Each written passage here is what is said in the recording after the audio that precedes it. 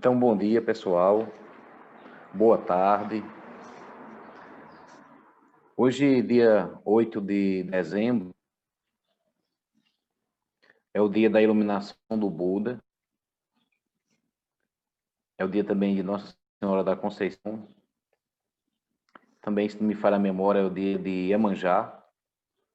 Então, parece que existe uma força cósmica que, em alguns pontos, proporciona um feriado e faz com que a gente possa, logo cedo da manhã, praticar zazen, recitar os versos da Okesa e entender um pouquinho mais sobre a iluminação do Buda.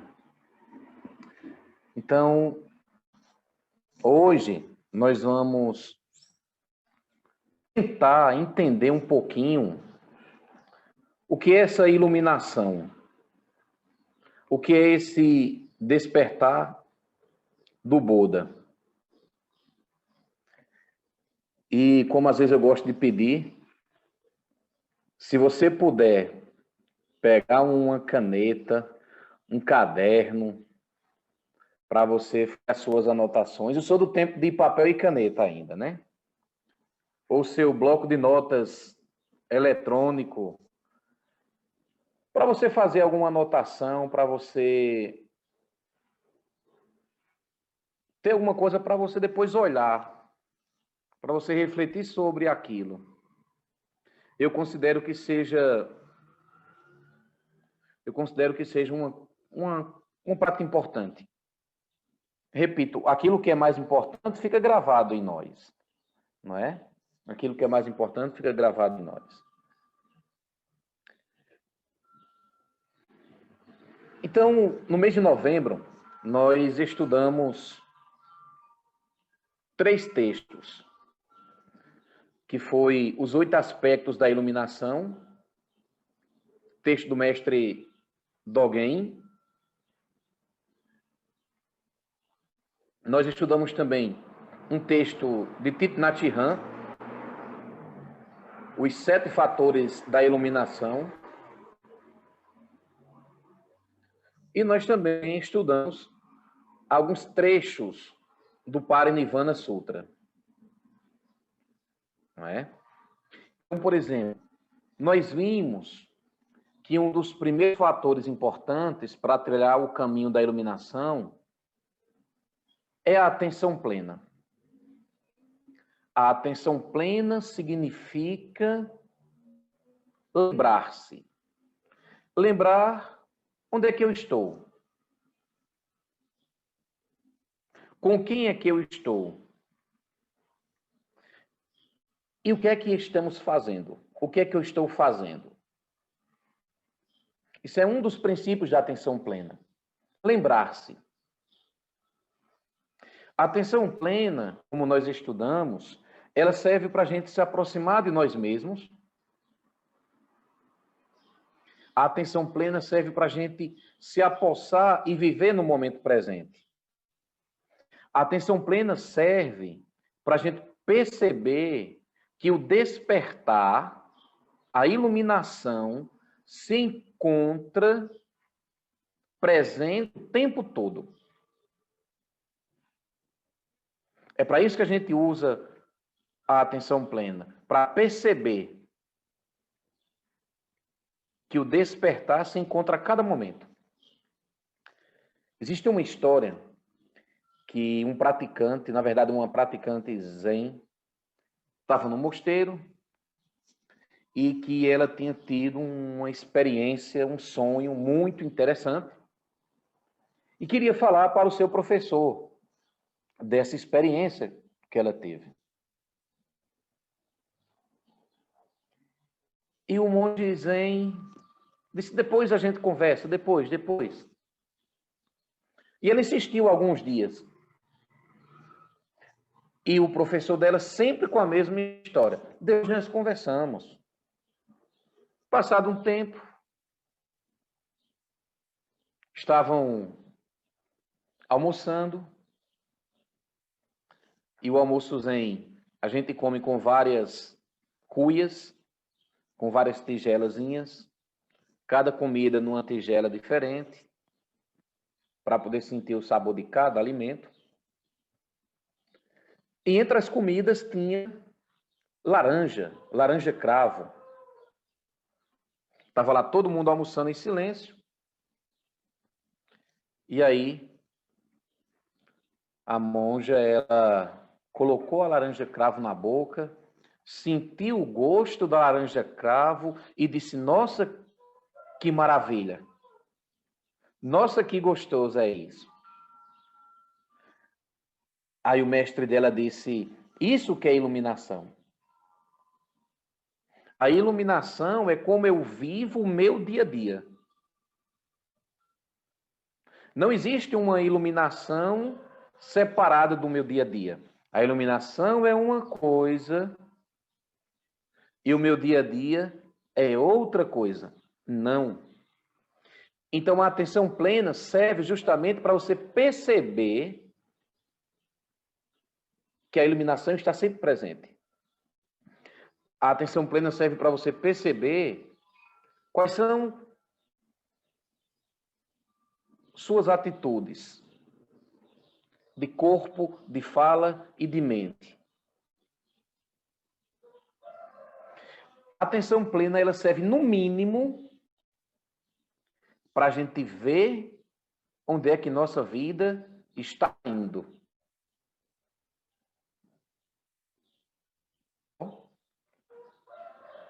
Ver onde nossa vida está indo.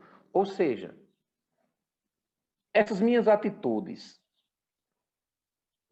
que eu tomo em relação a mim mesmo, em relação aos outros, essas minhas atitudes estão me levando para onde? Nós também vimos a importância do desejo e de também estar satisfeito. Aliás, o desejo serve para a gente agir no mundo.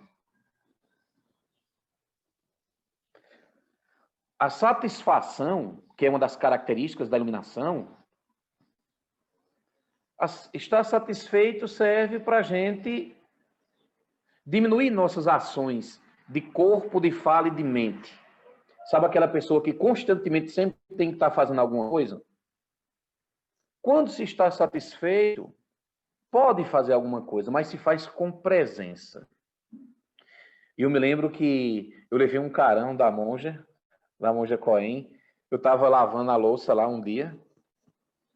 Aí eu estava numa torneira aqui, lavando a louça, e ao mesmo tempo conversando com uma pessoa que estava na outra pia. E aí ela chegou. Ela disse: José, esteja presente naquilo que esteja fazendo. Ou seja, tenha atenção plena naquilo que você está fazendo. Eu tentei dizer que eu estava atentamente presente, mas eu não estava atentamente presente. Eu estava dividido em lavar a louça e conversar com a pessoa que estava do meu lado. Então, a satisfação nos ajuda a se colocar no mundo de uma maneira um pouco mais equilibrada. Nós estudamos também sobre o bem-estar. O bem-estar que serve para a gente não azedar a nossa vida. Eu não sei se vocês conhecem alguém que tem a capacidade de azedar os momentos. Alguém conhece? Eita, ó, tá tudo indo lindo, maravilhosamente bem. Aí o que é que acontece? Chega alguém e azeda a vida. Então, pessoal, se eu tenho bem-estar, eu não preciso azedar a minha vida e nem a vida de ninguém.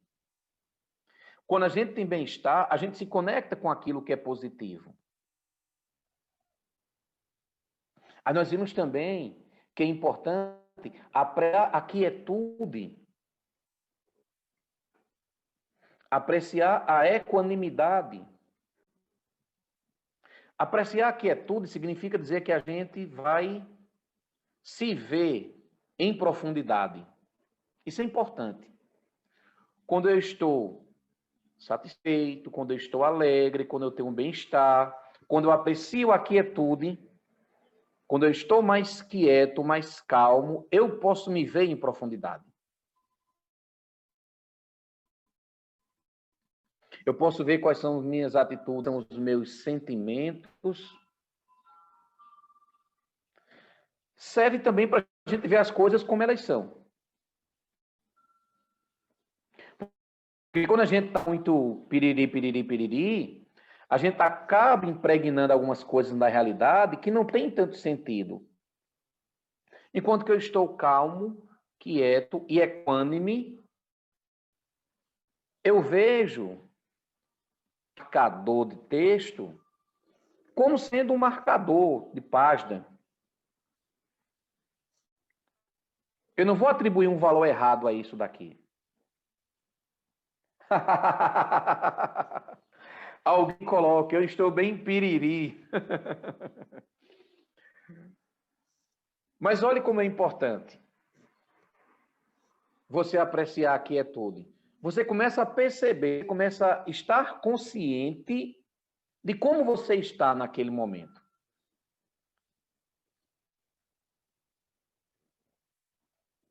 Quando a gente está na quietude e na equanimidade, significa dizer que a gente não vai estar na confusão. A equanimidade serve para a gente não se deixar arrastar pelas coisas, que é outra característica da iluminação. A equanimidade. Pessoal, equanimidade para não se deixar arrastar pela confusão. A equanimidade serve para a gente manter o equilíbrio. Significa dizer que na alegria ou na tristeza, nós reconhecemos, mas nós não somos arrastados por uma intensa alegria ou por uma profunda tristeza. E a gente falou também da investigação dos fenômenos. Olha que bonito. Investigação dos fenômenos. Foi isso que o Buda fez no seu processo de meditação, no seu processo de zazen, do dia 1º ao dia 8 de dezembro. Investigação de fenômenos. Serve para a gente, por exemplo, questionar. Rapaz, será que eu estou vendo e entendendo o mundo como ele é?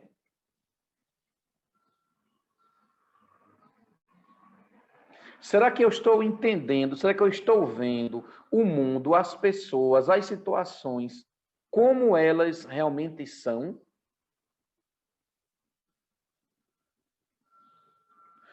Ou será que isso é uma visão errônea?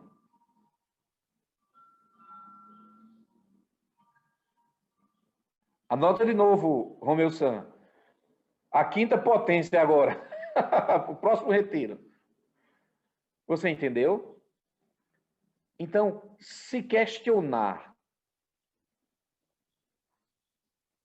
E também precisa que a gente tenha essa visão correta. Visão correta significa também saber o que realmente importa. Você já sabe dizer o que realmente importa?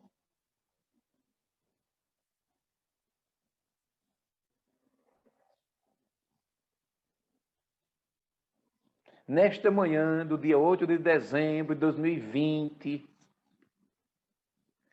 diante dessa pandemia, dessa quarentena que passamos, será que nós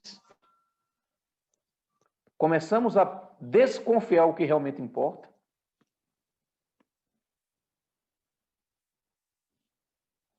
E aí nós estudamos também a meditação, o zazen, a sabedoria e também a abster-se das conversas vãs. A meditação, o zazen, ele serve para trabalhar certos aspectos em nós que o conhecimento puramente intelectual não resolve. Isso é muito importante você saber. Ontem eu conversava com uma pessoa um pouco sobre isso, ontem à tarde. Tem coisas que o conhecimento intelectual não resolve. Agora, a prática do zazen resolve, ajuda muito. Exemplo, o zazen limpa os nossos influxo mental, o nosso fluxo emocional. E a sabedoria que nós também estudamos serve para a gente se perceber. Olha só, a sabedoria serve para a gente se perceber além desta identidade.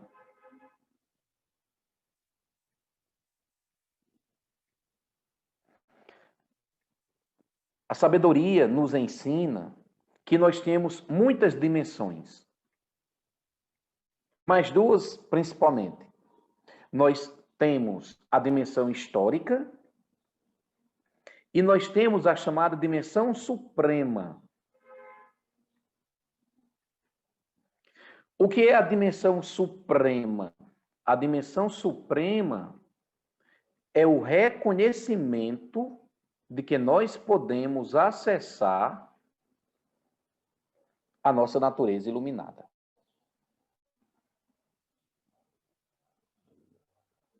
Sim, é possível acessar a nossa verdadeira natureza.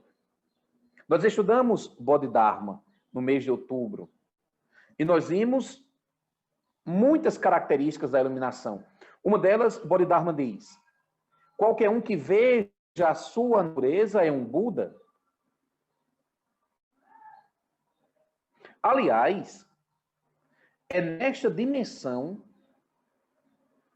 que nós devemos trabalhar.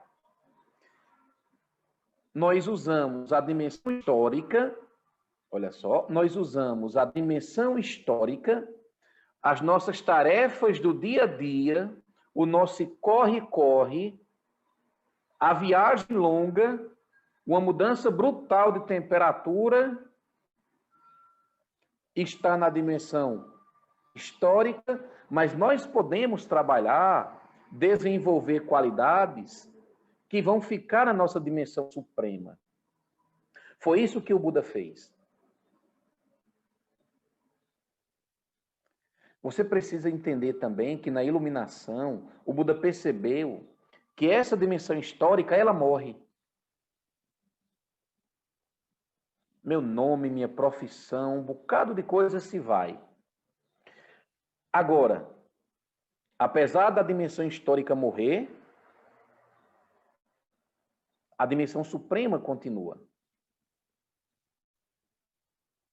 Foi isso que o Buda fez antes de ser o Buda ainda.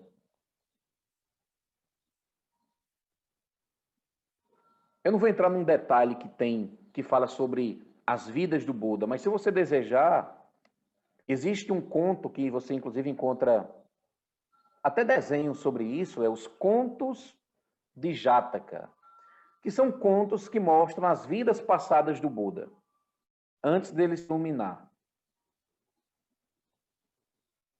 E o que foi que o Buda fez durante muitas vidas?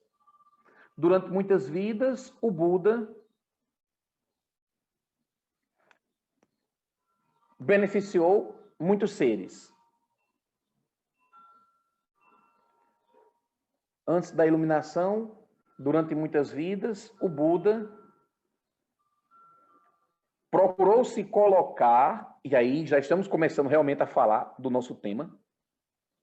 Durante muitas vidas, antes da iluminação, Shakyamuni Buda, ele tentou se colocar em boas condições. Preste bem atenção. O Buda, antes de ser o Buda, antes de se iluminar, ele já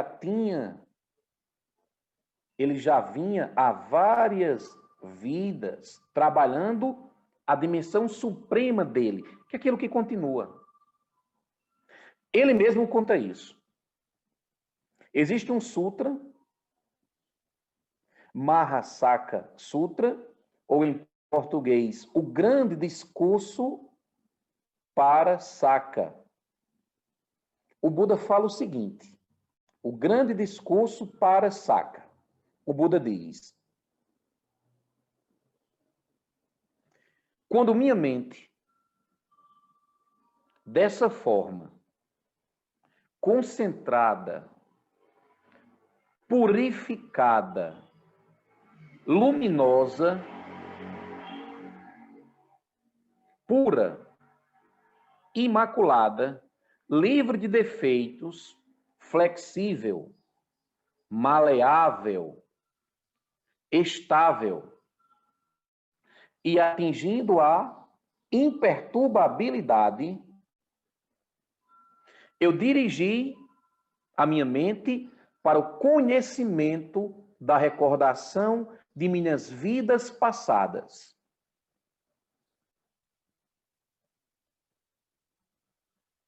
Eu recordei minhas muitas vidas passadas. Isto é, um nascimento, 2, 5, 10,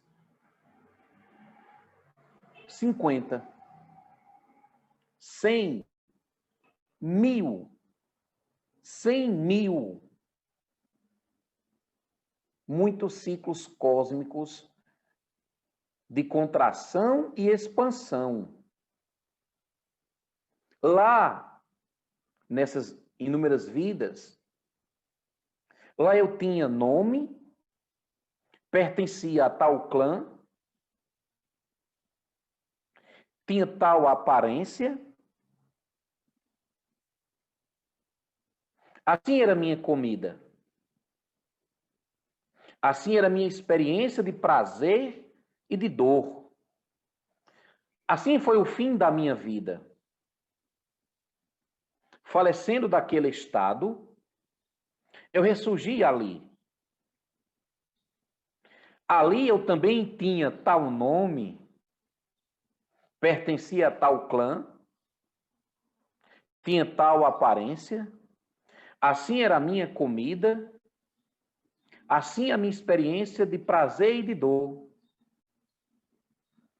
Assim foi o fim da minha vida. Falecendo daquele estado, eu ressurgi aqui.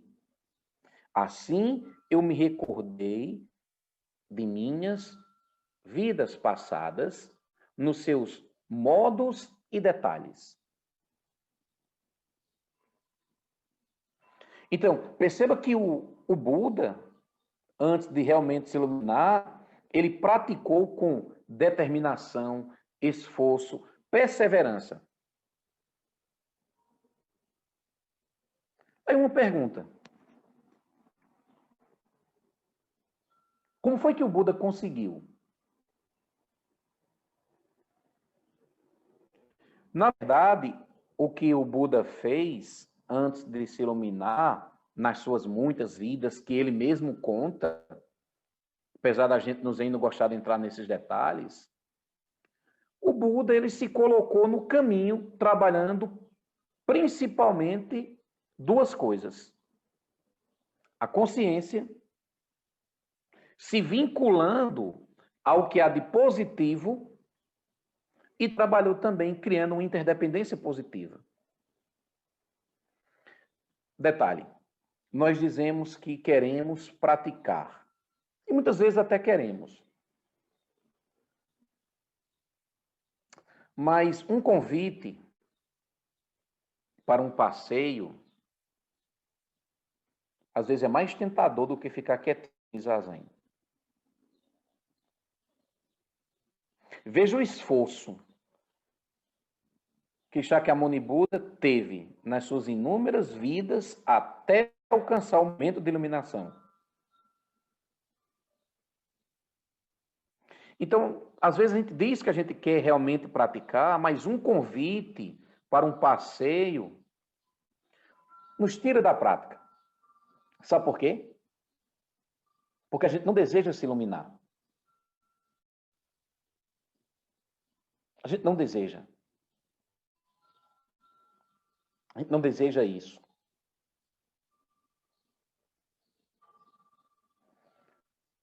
Imagine que você tem um desejo e tem a condição ideal. Quando você tem a condição ideal e um desejo, o que é que você faz? Você realiza ou não? A gente realiza. Então, o Buda tinha essa grande aspiração, que era encontrar um caminho para superar o sofrimento e acessar a iluminação. Ele tinha aspiração.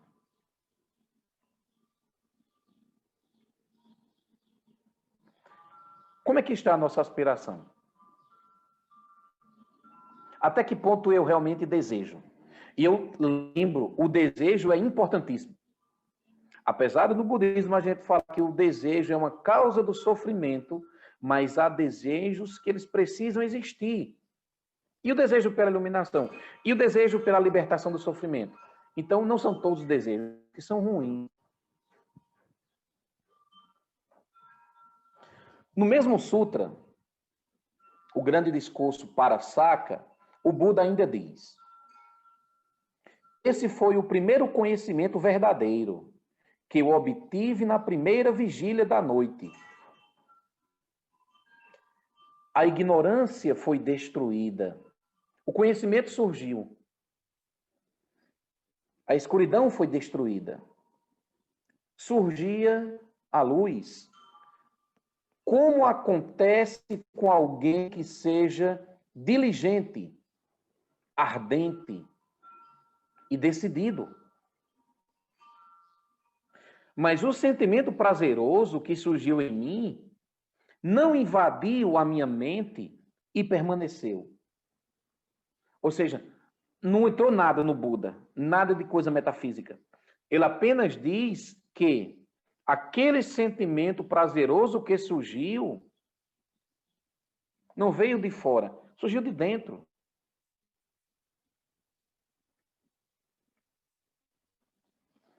Quando a minha mente, dessa forma concentrada, purificada, eu a dirigi para o conhecimento do falecimento e ressurgimento dos seres. Eu vi, diz o Buda, através do olho divino, purificado, e que sobrepuja o humano, seres falecendo e renascendo. Eu compreendi que eles são afortunados ou desafortunados de acordo com o seu karma. Esse foi o segundo conhecimento verdadeiro que obtive na segunda vigília da noite. Presta atenção. Chegou no ponto o mais importante de todos para nós até agora. Olha o que o Buda está dizendo.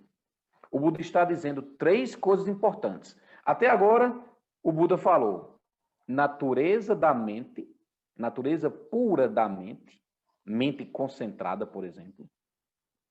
Ele falou em vidas passadas e ele falou no karma. Juntando essas 3 coisas, natureza pura da mente, vidas passadas e karma, significa o seguinte. Se eu junto essas 3 coisinhas, significa que nós vamos interagindo com o todo. Ou a gente vive isolado? Nós vamos interagindo com o todo. Aqui é um detalhe importantíssimo. Nós vamos interagindo com o todo e, através dessa interação,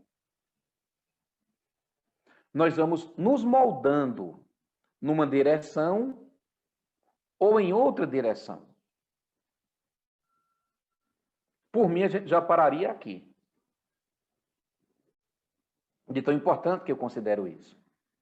Nós vamos interagindo com tudo que existe, com as pessoas, com os objetos, com as situações. E essa interação faz com que a gente vá se moldando numa direção ou em outra.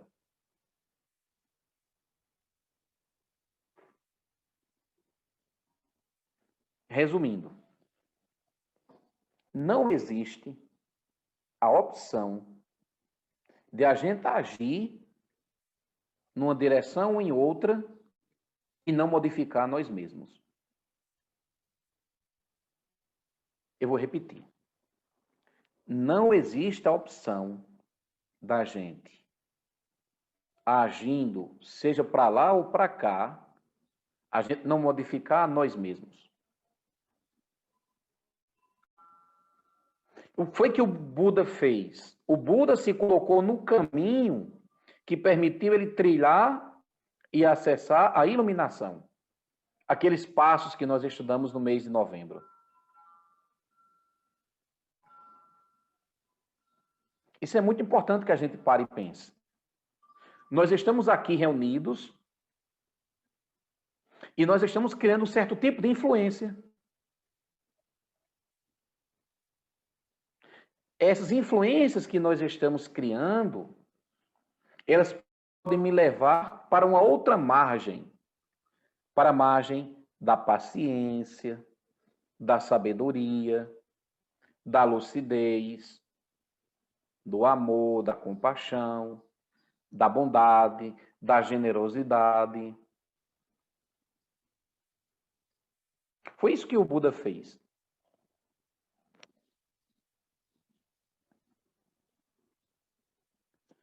Na iluminação, o Buda percebeu que nós temos a mesma natureza dos mestres.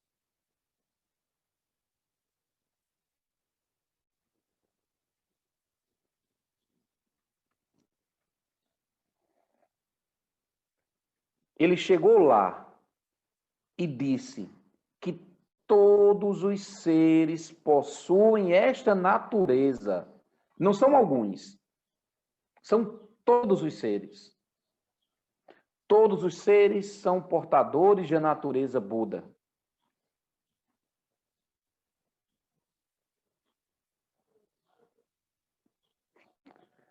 Agora, nós existimos assim, da maneira que estamos agora.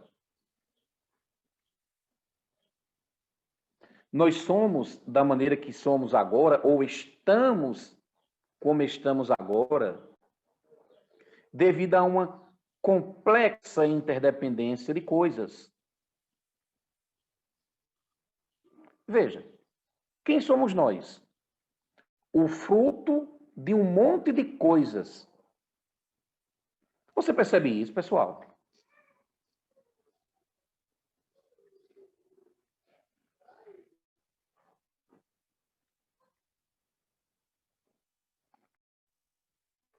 Nós somos, veja, eu tenho um nome civil, tenho outro budista, tenho dois nomes budistas.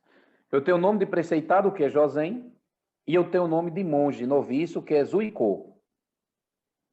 Aí tem meu nome civil, Jóglis de Del de Almeida Carvalho. Aí eu sou professor de geografia, eu sou pai, esposo, tio. Nós somos o fruto de muita coisa que nos aconteceu até aqui agora. Só que quando Shakyamuni Buda se colocou em Zazen, nessa semana de 1º ao dia 8 de dezembro, ele percebeu essa trama que está por trás da identidade.